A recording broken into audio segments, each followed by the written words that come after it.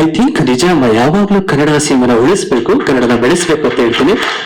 ಇದೇ ತಿಂಗಳು 23ನೇ ತಾರೀಕು ಒಂದು ಒಳ್ಳೆ ತಂಡ ಸಿನಿಮಾ ಬರ್ತಿದೆ. ನಮ್ಮ ಅಪ್ಪಾಜಿ ಅವರು ಯಾವಾಗ್ಲೂ ಹೇಳ್ತಾ ಇರ್ತಾರಮ್ಮ, ಐ ಥಿಂಕ್ ನಿಜ ಕನ್ನಡ ಸಿನಿಮಾ ಯಾವಾಗ್ಲೂ ಕನ್ನಡ ಪ್ರೇಕ್ಷಕರು ಕೈ ಹಿಡಿತಾರೆ ಅಂತ ಹೇಳ್ತೀನಿ. ಆಗ್ಬೋದಲ್ಲ?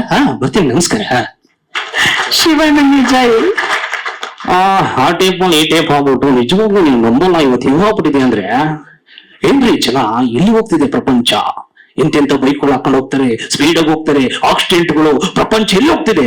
ತಂದೆ ತಾಯಿಗಳಿಗೆ ಬೆಲೆ ಕೊಡ್ತಾ ಇಲ್ಲ ಇವತ್ತು. ಈ ಸಮಾಜದಲ್ಲಿ ನಾನು ಬದುಕಕ್ ಆಗ್ತಿಲ್ಲ ರೀ. ಹಂಗಾಗಿ ಒಂದು ಮಾತು ಹೇಳ್ತೀನಿ, ಇದೇ ತಿಂಗಳು 23ನೇ ತಾರೀಕು 1000 ಟೆನ್ಷನ್ ಇರ್ಲಿ ನಿಮ್ಗೆ. ನಾನು ಹೇಳ್ತೀನಿ, ಬರ್ಕೊಡ್ತೀನಿ. ಈ ಸಿನಿಮಾ ನೋಡಿ ನಿಜವಾಗ್ಲೂ ಥಿಯೇಟರ್ ಆಚೆಗೆ ತುಂಬಾ ಖುಷಿಯಿಂದ ಇದ್ ಬರ್ತೀರಾ ಅಂತ ಹೇಳ್ತೀನಿ. That is Jaggesh. Super. So anyways ಒಳ್ಳೇದಾಗಿ. ಇನ್ನೊಂದು ಧ್ವನಿ ಹೇಳ್ತಾ ಇದ್ದಾರೆ ಸರ್, 2 ಧ್ವನಿ ಮಾಡ್ಬಿಡ್ತೀನಿ.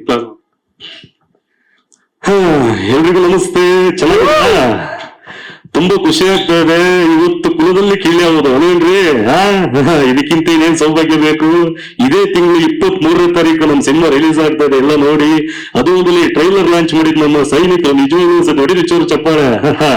I like it, I like it, I like it. Last ಯಾಕೆ ಸೀರಿಯಸ್ ಹೋಗೋದ್ ಬೇಡ, ಸ್ವಲ್ಪ ಕಾಮಿಡಿ ಆಗಿರ್ಲಿ ಅಂತ.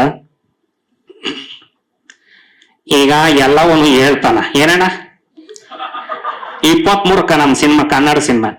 ಏನಣ್ಣ ನಮ್ ತಾಯಿನೇ ಹೇಳ್ತಾ ಇದ್ದೀನಿ, ನನ್ನ ಮಗನ ಸಿನಿಮಾ ನೋಡ್ತೀನಿ ಅಂತ. ಈ ನನ್ನ ಮಕ್ಳು ಸಿನಿಮಾ ನೋಡ್ತೀನಿ, ನನ್ನ ನಾಯಂಗ್ ನೋಡ್ಬೇಕಣ್ಣ. ಏನಣ್ಣ ಎಲ್ಲವನ್ನೂ ಹೇಳ್ತಾನ. ನಿಮ್ಮ ಅಪ್ಪನ ದುಡ್ಡು ಸ್ವಾಕಿ ಮಾಡ್ತಿದ್ದ. ಹೌದು, ನಮ್ಮ ಅಪ್ಪನ ದುಡ್ಡು ತಗೊಂಡಾಗಿ 23ಕ್ಕೆ ಸಿನಿಮಾ ನೋಡ್ತೀನಿ. ಅದ್ ಏನ್ ಮಾಡ್ತೀರಾ ಮಾಡ್ಕೊಳ್ರಿ ನೋಡ. ನೋಡ್ಕೊಳ್ರಿ, ನಮ್ ತಾಯಿನ ನನ್ನ ಮಕ್ಳು ಈ ತರ ಒಟ್ಟುರ್ಸಿದ್ರೆ ಸಿನಿಮಾ ಮಾಡ್ತೀವಿ. ಮತ್ತು ಸೂಪರ್. Thank you.